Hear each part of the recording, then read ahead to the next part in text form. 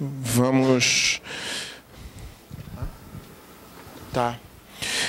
Bom, a gente vai emendar aqui direto no painel Como atrair investimentos de fundos de Venture Capital, os principais fatores considerados na análise do investimento, que eu vou moderar aqui com vou chamar aqui o Carlos Miranda. Alô? Alô? Morreu.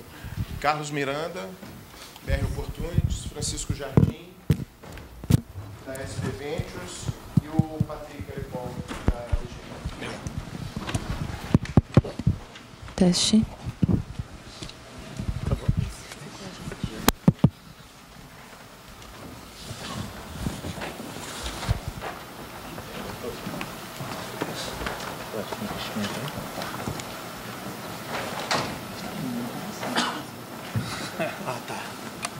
Bom, como eu disse, o objetivo aqui é uma plateia basicamente de empreendedores. O objetivo é fazer com que vocês conheçam como isso funciona e como se aproximar, como chegar perto dos investidores e gestores de fundo. Então, a gente trouxe aqui 3 representantes, 3 gestores ativos que já investiram, investem, estão acompanhando, já realizaram, estão realizando a saída de alguns investimentos. Som, tá. Então, foi? Alô, alô. Então, eu vou começar aqui, como eu falei, é o Carlos Miranda, Francisco Jardim e o Patrick, DGF, SP Ventures e BR Opportunities. Começando pelo Carlos, uma pequena apresentação aí de cada uma das empresas, um pouco do que vocês já fizeram. Então...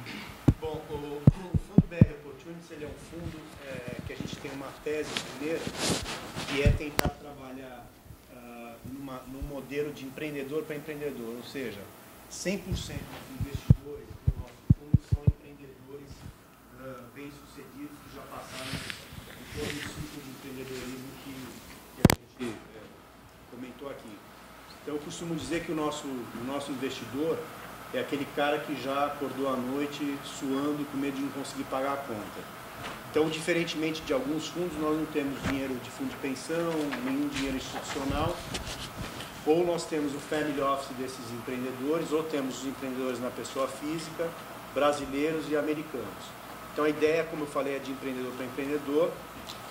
O nosso fundo está um pouquinho, ou seria um late stage de venture capital, ou um early stage de private equity. A gente está focado em empresas de rápido crescimento, empresas que já têm faturamento acima de 25 milhões de reais.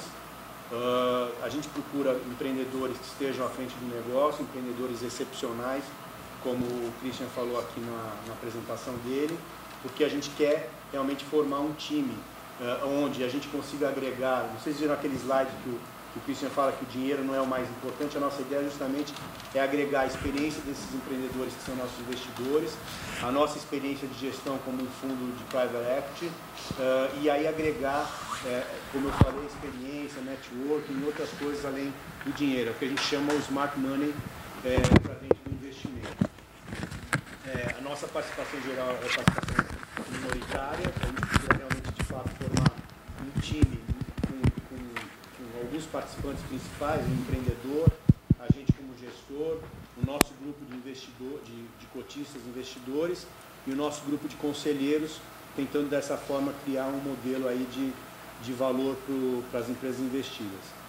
O nosso fundo é relativamente novo, a gente ligou esse fundo em junho de 2012, com o primeiro investimento na Flores Online. O Eduardo Casarini vai estar aqui mais tarde, falando sobre a empresa. Flores Online foi uma empresa que a gente entrou, compramos uma participação e trouxemos para dentro do investimento, junto com a gente, a 1-800 Flowers, que foi fundada pelo Jim McCann nos Estados Unidos, uma empresa de mais de 30 anos, que começou vendendo flores e presentes pelo telefone, depois entrou um first mover na internet, no e-commerce, como foi a Flores Online. Então hoje a gente tem uma composição que basicamente como sócios é 1-800 Flowers, BR Opportunities e os fundadores originais da Flores Online. O objetivo, o Eduardo vai falar mais tarde, é não só explorar essa coisa de flores pela internet, mas, na verdade, explorar as verticais de presentes. Porque quem compra flor, em geral, é aquele presente, aquela emoção de última hora, e a gente quer explorar essa plataforma aí para coisas maiores. Então, por favor, comprem Flores Online. Desculpa. É todo o ciclo da vida, no nascimento até a morte, inclusive, flor para velório. O segundo investimento nosso é uma empresa de marca e acho que uma grande inovação dela é que ela se posicionou muito cedo nessa área de produtos orgânicos e naturais.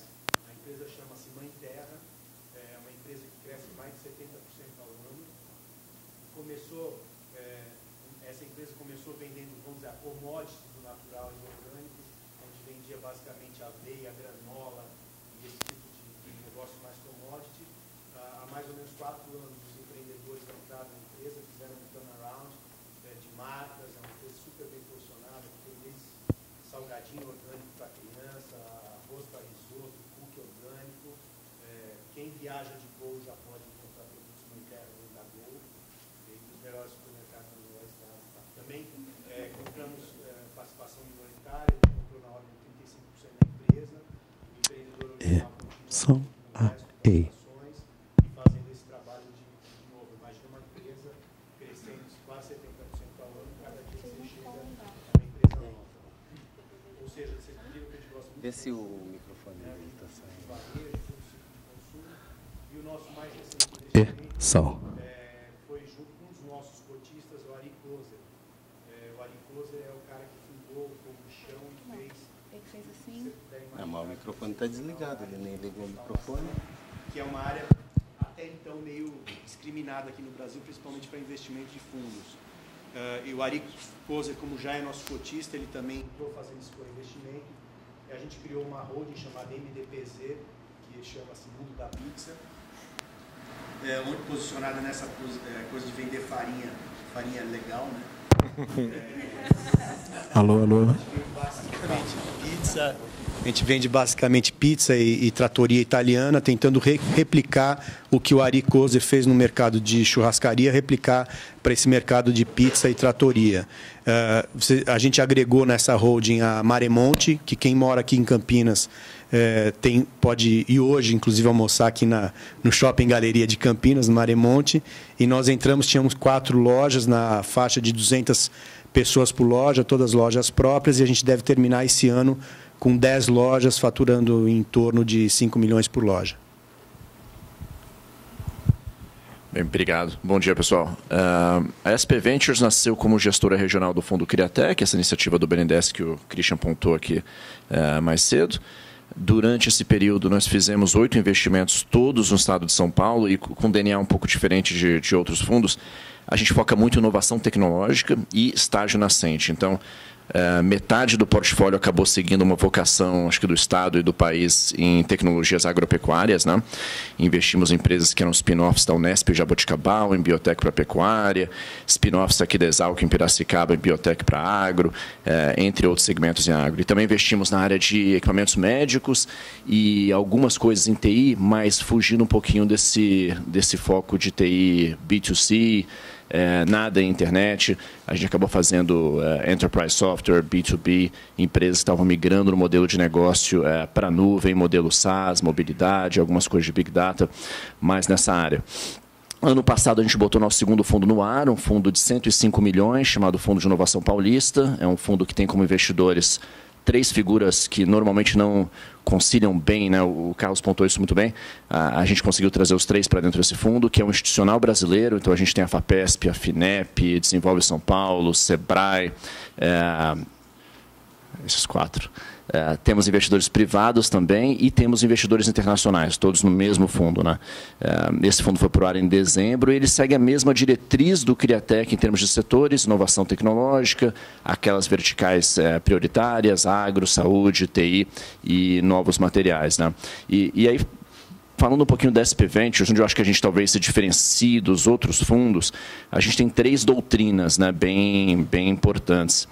Primeiro, a gente investe em setores alternativos, né? Então, pontuei isso um pouquinho. A gente pega setores como agro, saúde, setores que estão fora do radar da maior parte dos fundos, né? E a gente foge de internet porque eu acho que tem muita gente muito boa, como o próprio Carlos, como a Monax, como a Redpoint, mirando esse segmento. Então, é um setor que está um pouco mais concorrido. Segundo, a gente foca em estágio nascente. A gente viu muita gestora que começou investindo em empresas nascentes e aí foram aproveitando e lançando fundos para empresas maiores também. A gente acredita muito que o expertise e a cultura que você tem que ter para escolher pequenas empresas e transformar as pequenas empresas em grandes negócios é muito específico e não funciona para empresas maiores. Então, a gente decidiu não entrar em setores com empresas maiores e só trabalhar com empresas que faturam menos de 3,6 milhões de reais, né? E terceiro é a especialização regional. Então, é outra doutrina muito importante nossa, né? A gente acha que empreendedorismo de alto impacto, empreendedorismo de ruptura, acontece em regiões muito específicas. Nos Estados Unidos, acontece numa pequena região do norte da Califórnia, acontece talvez numa pequena região em Massachusetts, fora dos Estados Unidos, acontece em Israel, mas não é uma coisa disseminada pelos Estados Unidos inteiro ou em outras regiões geográficas. A gente acredita que no Brasil isso acontece em São Paulo. A gente vai desde São José dos Campos até Jaboticabal, passando por um polo como Campinas, Piracicaba, própria capital, entre outras. Então, a empresa se chama SP Ventures porque a gente só investe no estado de São Paulo e a gente trata isso de forma operacional, né? A gente só investe em negócios que a gente possa dirigir, fazer uma reunião, trabalhar junto o dia inteiro e voltar de carro, né? A originação é muito local e o trabalho de criação de valor no dia seguinte exige a nossa presença. Então, a gente não acredita que dá para fazer Venture Capital em Recife sentando na Avenida Paulista, né? Então, essas acho que são as diretrizes gerais e depois a gente vai estar aqui conversando mais a fundo. Bom dia a todo mundo, prazer estar aqui. É uma honra estar aqui. Agradeço a Apex, a BVCap, os palestrantes ilustres que eu estou aqui ao lado e, mais que nada, a todo mundo que está aqui interessado nesse assunto. Eu acho que é muito animador ver tanta gente interessada, pensando em exportar, pensando em captar eventualmente investimentos. Eu vou falar um pouquinho só da minha história pessoal, porque eu apanhei muito, talvez, nos sapatos de vocês hoje, tentando captar. Uma época, estava tentando no Vale do Silício levantar dinheiro com investidores de lá, eles começaram a falar muito de saídas. Eu falei, poxa, mas você está falando de saída e você nem entrou ainda na minha empresa? E que depois eu fui ver que, na verdade, isso faz todo sentido. Acho que eu estava dando uma sorvetada na testa, talvez, por fazer esse comentário, né? Mas deixa eu falar um pouquinho de mim e do fundo que eu estou. Acho que algumas pessoas já ouviram falar, talvez, da DGF Investimentos. É um grupo que está no Brasil investindo desde 2001, que era um pouco o que a gente chamava do inverno nuclear, né, de startups e tecnologia, porque era depois da bolha, etc. E era muito difícil de se investir na época. E de lá para cá, a DGF desenvolveu algumas práticas. Uma delas que é de teses específicas. A gente tem um fundo de energia limpa, biodiesel, bioenergia, basicamente. Temos outra prática que é de private equity, de empresas de alto potencial, mas num estágio um pouco mais evoluído, a empresa já faturando 50, 100 milhões por ano. Esse fundo foi para o ar agora, um fundo de 360 milhões de reais. E tem a prática que eu estou à frente, que é o grupo de Venture Capital, que é um fundo de 50 milhões de reais, que foi ao ar em 2012. E a gente tem um foco muito específico em software. Software B2B, não tanto voltado ao consumidor. Então, esse é o nosso grupo. O Sidney, o fundador da DGF, antes também de lançar o grupo, ele tinha se envolvido lá com algumas fusões que levaram a TOTOS também. Então, a gente acumulou alguma experiência como grupo dessa época. E eu me juntei ao grupo em 2010 para tocar essa prática de Venture Capital, tendo passado os últimos 8 anos no Vale do Silício com startups e administrando um fundo de investimentos lá também. Então, na nossa prática de estágio inicial, a gente foca muito em tentar estar antenado com as tendências de Vale do Silício, porque com software você não pode estar muito longe, tem que estar realmente a par do que está acontecendo lá, trazendo advisors, eventualmente explorando conversas com parceiros de lá também. Então, com esse DNA, a gente acaba tendo uma vantagem em poder ajudar as empresas, né? E a nossa cabeça para esse fundo, eu sempre brinco, né? Empreender e ter sucesso no Vale do Silício já é muito difícil, é muito concorrido lá. Quanto mais no Brasil, né? Que no Brasil parece que muitas vezes você está remando contra a corrente Enfim, então, eu acho que é realmente salutar e é muito difícil de fato. Então, com esse conceito, a gente tem a cabeça de estar disponível para ajudar os empreendedores em que a gente investe. Então, a gente investe em menos empresas por fundo. Historicamente, a gente tem investido em umas 8 empresas por fundo. Esse fundo nosso, a gente tem uma meta de investir em 7 empresas. E o nosso critério mais importante, quer dizer, dentro das teses, dos setores que a gente busca realmente equipes fortes que vão ter a habilidade de, naquele dado setor, com aquele cruzamento de macro tendências, talvez, em que você tem muita oportunidade para você endereçar como uma startup, a equipe que vai conseguir chegar até lá, né? Que vai ter mais chance realmente de encontrar o caminho mais efetivo de se posicionar no mercado como liderança. Então, a gente foca, primeiro critério, antes de tudo, em pessoas. E só para ilustrar um pouquinho, a gente tem o privilégio de estar aqui com o Ricardo da Daitan, que vai falar um pouquinho, que é uma das empresas que foi investida em 2006, desculpa, a segunda rodada de 2008, que eu não estou diretamente à frente, mas o Fred, meu sócio, está acompanhando. E é uma empresa que tem tido muito sucesso em exportar realmente a alta qualidade de desenvolvedores do Brasil para o Vale do Silício, para empresas líderes lá. Mas eu não vou falar, vou deixar o Ricardo falar com mais autoridade mais adiante. E nesse fundo novo a gente investiu em uma empresa que é uma nova plataforma para venda de ingressos online, que se chama Ingresse. A gente investiu numa outra empresa de Big Data ou inteligência de negócios para a área de saúde, que chama Gesto. A gente investiu em uma empresa que é uma plataforma de marketing digital para pequena e média empresa, todo tamanho, na verdade, em Florianópolis. E temos mais 2 empresas, uma delas que a gente ainda não anunciou. Não, aliás, a gente já anunciou essa empresa. É uma plataforma de software contábil para pequena e média empresa. E uma última que está aqui em Campinas, mas que infelizmente eles não puderam vir hoje, que é a ADTSys, que é uma empresa que tem uma plataforma de cloud, basicamente para ajudar qualquer empresa que tem e quer utilizar uma estrutura verdadeiramente cloud, como você ter uma solução completa através dessa empresa. Então, acho que é isso sobre DGF. Beleza. Obrigado, Carlos, Chico, Patrick. Para vocês, vamos lá, cada um de vocês, como funciona a prospecção, a originação dos ativos, né, das empresas? Normalmente vocês são procurados, vocês procuram, e se tem um caminho, como é a melhor forma de chegar a vocês pelos empreendedores? Né? Vamos começar agora daqui para lá, já que está com o microfone aqui, a gente volta. O mercado hoje está mudando muito, né? Você tem um número maior de investidores, como o Christian mencionou antes, e isso traz para os fundos uma possibilidade de se especializar muito mais em estágio, em tipo de investimento, em setor e etc. Então, essa é um pouco a nossa ideia. Então, com isso, a gente faz muita originação direta. A gente é muito específico, então a gente tenta, dentro das empresas, tentar conhecer, que normalmente uma primeira abordagem de investidor não é um interesse firme, mas é para tentar conhecer, para ver se existe um alinhamento, etc. Mas acho que tem mais e mais fundos fazendo isso. Também tem o reativo, que a gente acaba sendo abordado por empresas. Lógico que a gente vai ouvir todas e prestar atenção e ver onde pode haver um alinhamento. Mesmo quando não há um alinhamento, a gente tenta direcionar as empresas, né? Quando a gente pode recomendar para algum outro caminho.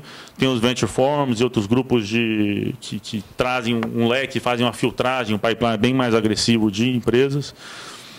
Mas eu acho que, em geral, a gente, se tem um ponto só que eu acho que é muito válido fazer, como empreendedor, é fazer um pouco de lição de casa, entrar e ver o diretório das empresas da BVCap, das gestoras, quer dizer, para realmente conhecer quem que faz mais sentido para a sua empresa ou quem potencialmente pode fazer mais sentido. Eu acho que com essa especialização, só voltando ao primeiro ponto, eu acho que é muito importante o empreendedor também ter essa iniciativa de tentar conhecer e começar um diálogo com as que faz mais sentido potencialmente. Só, talvez complementando um pouco o que o Patrick falou, né, o ponto de vista operacional do gestor de fundo. Eu acho que a parte de originação, o Christian mostrou o número aqui do Criatec, que foram 3% das empresas, dos projetos analisados foram investidos, né? Então, do ponto de vista do gestor, a parte de originação é onde a gente mais consegue atolar e perder escala no nosso negócio, né? Se eu tiver que olhar 200, 300 negócios para cada investimento que eu fizer, né, eu vou perder muito tempo que eu vou poder alocar para aprofundar a análise naqueles que eu fizer e mais, poder trabalhar com os investimentos que a gente fez para acelerar e criar valor naquele negócio. Então, a gente tenta criar um processo de originação ativo, né?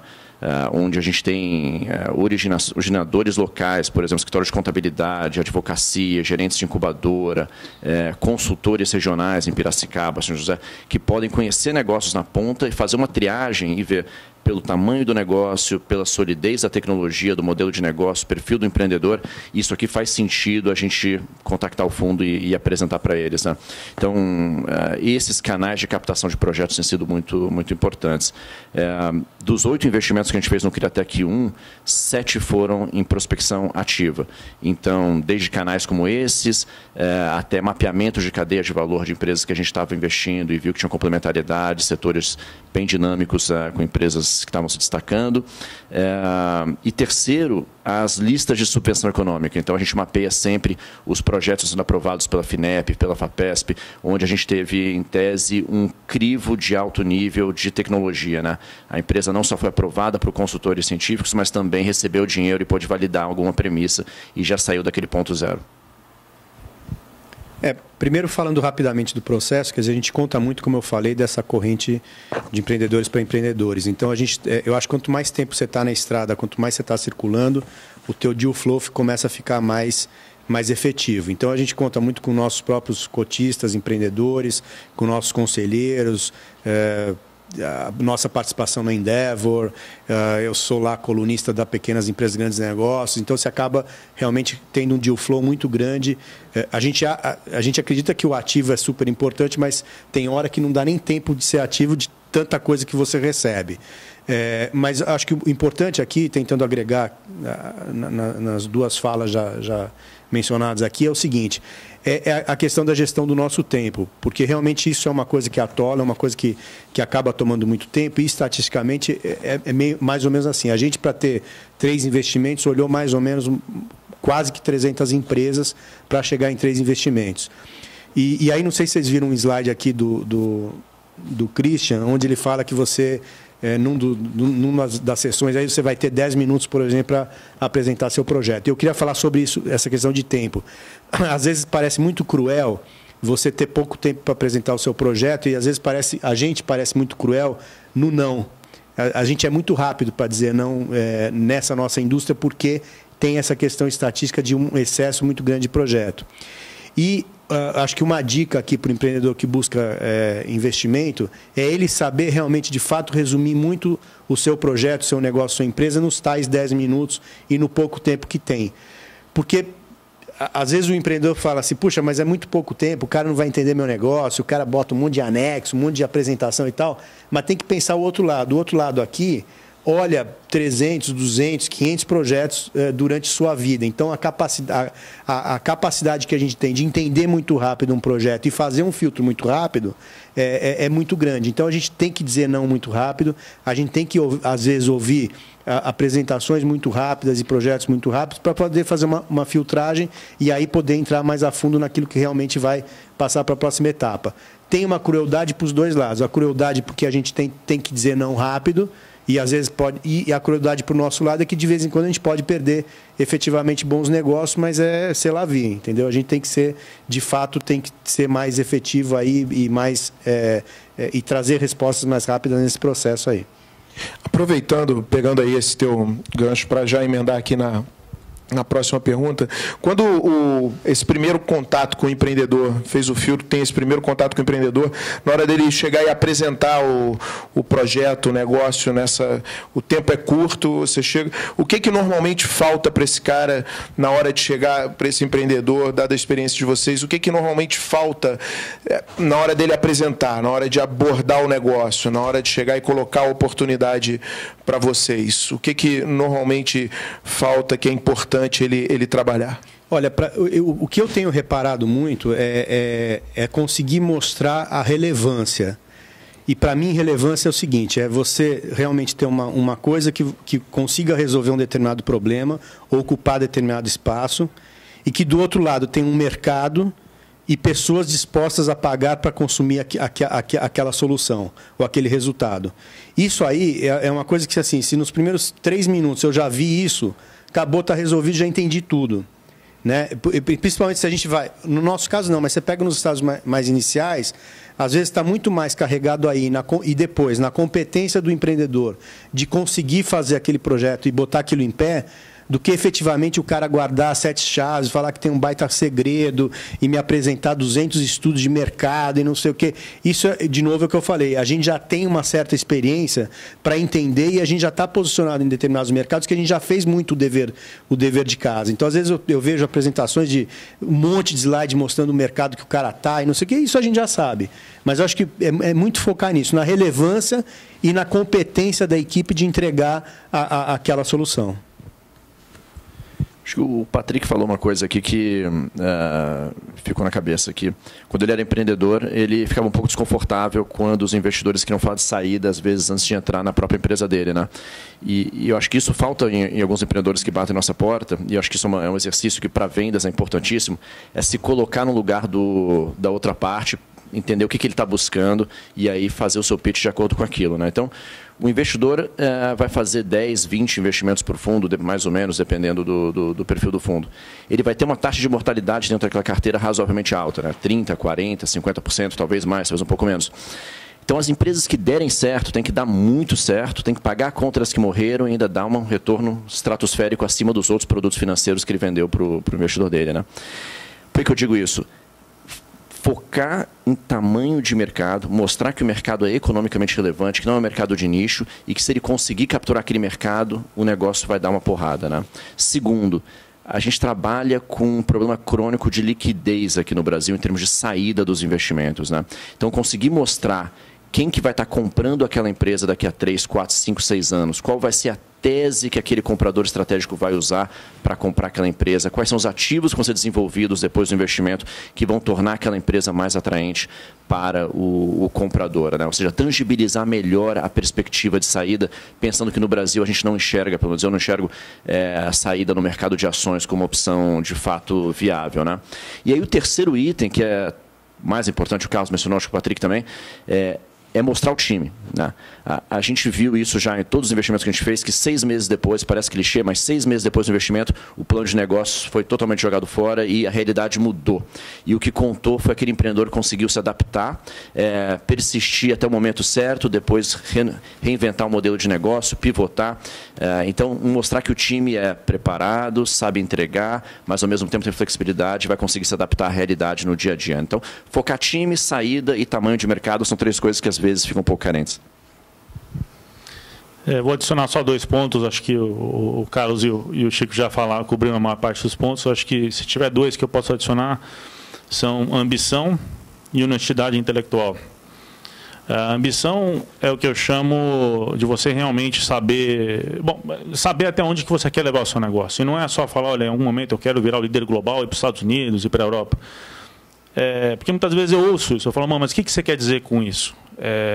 E muitas vezes não foi muito bem pensada a questão, mas minimamente é interessante, porque esse esforço, ainda mais que nesse contexto que a gente vai estar falando muito via Apex de exportação, quando um dos objetivos e uma das ambições é realmente virar um player global, é entender quem são os competidores, quais são os desafios que a gente vai encontrar lá, e saber mesmo onde que é o limite, porque a ambição não é só eu quero conquistar o pico maior que existe para eu escalar, não é isso, é você saber qual que é o que está mais alinhado com a sua habilidade.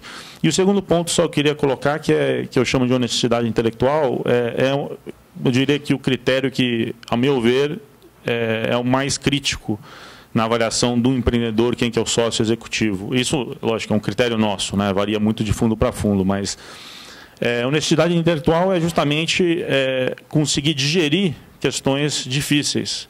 É um pouco no exemplo que o Chico colocou, a empresa teve um desafio completamente inesperado depois de 6 meses de investimento. E aí? Você tem um empreendedor que vai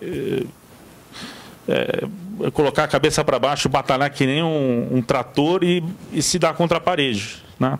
E você tem um outro que vai, eu estou só exagerando, só para fim de ilustração, e tem um outro que vai rapidamente identificar qual que é esse novo desafio, talvez, ou um competidor, o que seja, e falar, bom, deixo em luz disso, qual que é a melhor forma da gente se reposicionar.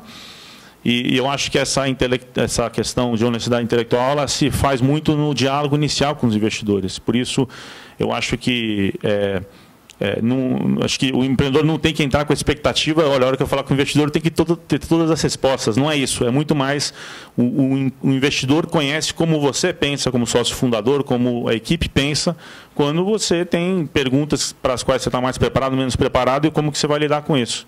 Então, eu acho que esses dois pontos, ambição e honestidade intelectual, também complementam os outros colocados. Elisa, obrigado. Vamos abrir para perguntas aí da plateia, para eu não monopolizar aqui. Quem tem pergunta? Acho que tem. Vamos aproveitar. Bom dia novamente. Você falou sobre o pitch, os 10 minutos, mas eu acho que existe uma fase anterior a essa, do envio do primeiro contato, por exemplo, com vocês, em termos tudo bem, entramos no site da BVCap, identificamos um fundo que seja mais direcionado àquilo que nós procuramos, e logo depois existe o primeiro contato. Então, aí é onde não foi falado. Para quem? Bom, é uma pergunta genérica. Eu acho que primeiro vale a mesma coisa, né? Eu acho que primeiro vamos dizer, o primeiro contato, imagina que seja um contato mais frio, através de um e-mail, alguma coisa do tipo, que a gente também recebe um monte. E também e-mail é aquela coisa de dar uma preguiça louca para ler durante o dia, né? Então, acho que a primeira coisa também tem que ser um teaser, uma coisa muito rápida que já consiga mostrar, talvez, isso tudo que a gente falou aqui, relevância, equipe, bababá, isso tudo conseguir ser mostrado numa única página, sabe? Uma coisa muito visual e, de novo, que a gente perceba e você capte a atenção, o interesse daquele investidor vis-à-vis com a pesquisa que você já fez inicial, né?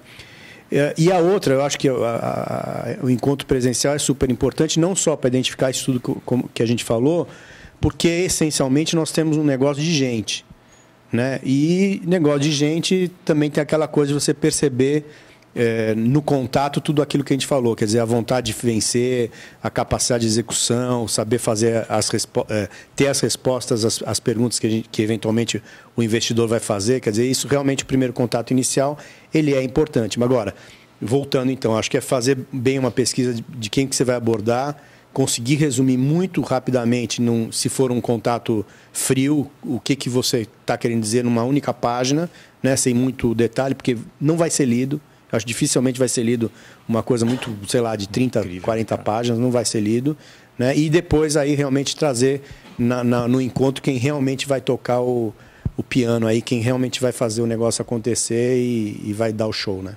Acho que é isso. Dá uma dica prática. Eu uso muito o LinkedIn, né? Quando eu quero contratar um executivo para uma empresa investida nossa e eu quero recrutar alguém que seja da área de cartão de crédito. Eu vejo quem está nas empresas de cartão de crédito e eu vou e tento contactar esses caras. E eu recomendo, e eu recebo muita procura de empreendedor, você consegue entrar no LinkedIn, o cara não está na tua rede, você vê quem está na sua rede, que está na rede dele, pede para fazer introduções, apresentações. Eu passo, a equipe toda passa 30% do tempo no LinkedIn fazendo recrutamento para as empresas e procurando empreendedores. Então, é uma ferramenta que a gente usa bastante e eu acho que ela consegue eliminar aquela simetria de informação à distância, né? Boa. Então, só um ponto, esse último do Chico, eu acho que ele é importantíssimo. Quando eu tentei captar a primeira vez, tinha gente que não respondia, não entendia por quê, e eu acho que parte se você consegue uma apresentação, um outro caminho direto, ele mostra um pouco a iniciativa, porque através desse contato via LinkedIn, ou você conhecer alguma investida desse fundo e você perguntar para ele sobre isso, como que é esse fundo, etc., isso traz mais informação para você, informação que não está publicada também. Então, acho que tem esse benefício. E outra coisa só é quando o contato é mais frio, ou mesmo no primeiro contato, em que você já teve uma apresentação, etc., acho que uma coisa muito sintetizada, num e-mail ou num one-pager, que a gente chama, né? Um resumo numa página, que tem um resumo de qual que é o meu produto, qual que é o meu mercado, qual que é a equipe, qual que é a minha meta. Exatamente. Então, isso é muito útil também, porque facilita o fundo poder ter uma reação rápida e falar, vamos falar, ou eu posso te recomendar para algum outro. Acho que ele facilita a forma que você vai chegar ao investidor correto para o seu negócio. Obrigado. Acho que a minha pergunta cabe mais para o Francisco pelo tipo de investimento do fundo. Mas, para os empreendedores, o fato de possuir patente ou algum tipo de proteção, aquilo que eles estão criando, é relevante na escolha? Patente, proteção intelectual ou desenho industrial? Não, é relevante. A estratégia de propriedade intelectual é relevante, né? Se tem patente ou se a estratégia é segredo industrial, se a tecnologia vale mais sendo guardada e uma segunda geração saindo antes que os concorrentes consigam lançar uma primeira. Aí, essa questão a gente olha bastante a fundo. Claro, quando a gente investe num negócio pré-operacional que é muito lastreado na propriedade intelectual, ter uma patente e a nossa diligência, porque muitas vezes a patente ainda não foi arquivada, né, na hora do investimento. Então, entender qual vai ser o risco de patenteabilidade é um fator importante. A patente acaba dando um monopólio legal, né? Então, você consegue comandar, para o investidor, a gente enxerga isso como você conseguir comandar um preço mais alto durante mais tempo, porque não vai ter novo entrante canibalizando a sua margem. Mas, sim, é importante, mas não é um fator decisivo. Outra. Carlos, bom, eu fui de incubadora de empresas e sempre tinha aquele lema lá, né? Existe muito dinheiro por aí, do lado dos investidores e do lado dos empreendedores, faltam projetos, e essa era a tônica que a gente sempre percebia. Então, primeira pergunta para você aí. E outra, que eu sempre vejo também casos de sucesso, casos de fracasso, isso ninguém mostra. O que você tem para dizer de caso de fracasso que vocês investiram, a coisa não virou? E a segunda coisa é o seguinte, você falou da relevância das coisas. Então, eu fico imaginando, o cara das Flores Online, qual foi a abordagem que acabou te convencendo a investir? Tá, vou começar de trás para frente, falar fracasso por último. No caso da Flores Online, basicamente o que convenceu a gente foi que eles tinham, primeiro, são first movers. A gente também não gosta muito de internet, a gente gosta de consumo. Por acaso o canal de venda deles é a internet. Então eles foram os first movers nesse mercado de varejo eletrônico. São sobreviventes nesse setor, fizeram um trabalho de primeiríssima qualidade, com uma marca fortíssima, super reconhecida, notadamente no estado de São Paulo.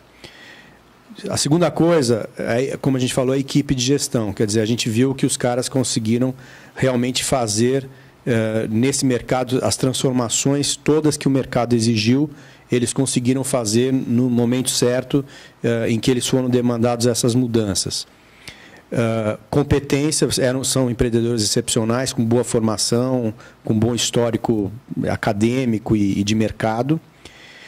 E depois, essencialmente, eu acho que a gente se interessou muito, primeiro, pela tese, que a tese, embora quando eles criaram, eles estavam querendo vender flores pela internet. Na verdade, quando a gente olhou, a gente falou, não, esses caras estão vendendo emoção pela internet, eles estão vendendo presente pela internet, estão vendendo presente de última hora. E a gente já tinha uma tese que a gente entendeu o seguinte: bom, se eu pego a logística impressionante que esses caras desenvolveram, porque o produto deles é perecível na data e o próprio produto, quer dizer, vai entregar a flor do dia do casamento no dia seguinte ou um dia antes, ferrou, ou para a pessoa errada, né? Então eles têm uma logística excepcional, uma plataforma tecnológica excepcional, e se eu consigo explorar isso tudo, e a plataforma de clientes, né, que confia e tem usado consistentemente a Flores Online, eu consigo fazer com que esse cara que está querendo entregar emoção para alguém, ele consiga entregar outros produtos, eu consiga explorar outras verticais, chocolate, cesta de fruta, charuto, vinho, bababá. Eu realmente, e se pegar também algumas coisas da nova tecnologia, né, o aplicativo, o mobile e tal, eu acho que a gente consegue aumentar muito o escopo da empresa e aumentar muito o teto dela. Então, foram basicamente os motivos que encantaram a gente. E o outro, que também foi decisivo, foi o sócio, né? Quer dizer, quando a gente viu que a Flowers que realmente é líder, vende, sei lá, quase $1 bilhão de dólar, fazendo a mesma coisa nos Estados Unidos, e se interessou em ser nosso sócio nisso, aí acho que a equação ficou perfeita. Você perguntou do excesso de dinheiro. Para mim, não tem. Eu acho que realmente a gente vê hoje que tem muitos bons projetos. Embora exista uma certa liquidez, não é tão fácil assim levantar fundo, não é tão fácil assim você levantar um fundo e buscar bons cotistas, principalmente no nosso caso, no foco que a gente deu. Como a gente não pega dinheiro institucional, é mais difícil você convencer aquele cara, mesmo que o cara tenha 2 bi de patrimônio, é mais difícil você convencer o cara a tirar 10% ou 5% do patrimônio dele para botar nesse tipo de negócio, até porque empreendedores excepcionais, bem-sucedidos, em geral, eles têm feito no Brasil o seu próprio negócio e têm feito mais ou menos, competido com a gente, tentando fazer também investimentos com essa cara de private equity. Então, acho que isso não é tão fácil assim. Eu acho que é pegar... Se você tem bom projeto, você tem um bom gestor, acho que levantar o dinheiro para isso fica um pouco mais fácil. Caso de fracasso, graças a Deus, no fundo, a gente não tem ainda. Eu posso falar alguns pessoais. Eu faço investimento anjo, tenho alguns investimentos anjo, e já fiz investimento que na pessoa física, que tudo que eu recomendo para os meus investidores ou para os meus clientes, eu não fiz. Né? Então, eu não fiz uma boa diligência, eu confiei no executivo, que era o diretor financeiro do negócio, que acabou sendo, vamos dizer, o sócio que a gente botou dinheiro, e a gente perdeu, de fato, a gente perdeu dinheiro, foi roubado, só não foi estuprado porque eu saí correndo, mas é um MBA, eu acho assim, um MBA bom, esse aí, você perder dinheiro é um belo MBA. Vamos lá, mais uma última pergunta. Alô? Vocês falam de prospecção ativa de empresas para investir. Vocês procuram empresa que não está procurando investimento? Deixa eu pegar essa. Sim. Muitas vezes as empresas que não estão procurando são as que a gente acaba até mais querendo ir atrás. Quer dizer, especialmente na prospecção ativa, acho que todos os fundos, né, o Chico mencionou, o Carlos mencionou, a gente faz prospecção ativa e muitas vezes existe um processo de convencimento mútuo de que a gente de fato quer fazer isso como empreendedor, né? A gente naturalmente está nesse business, né?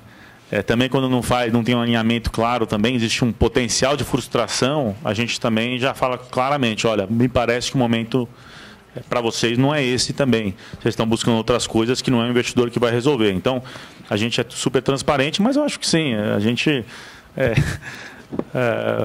vou dar um exemplo. Uma das empresas que a gente investiu, não nem meu grupo, mas de growth, é uma empresa chamada MasterSaf.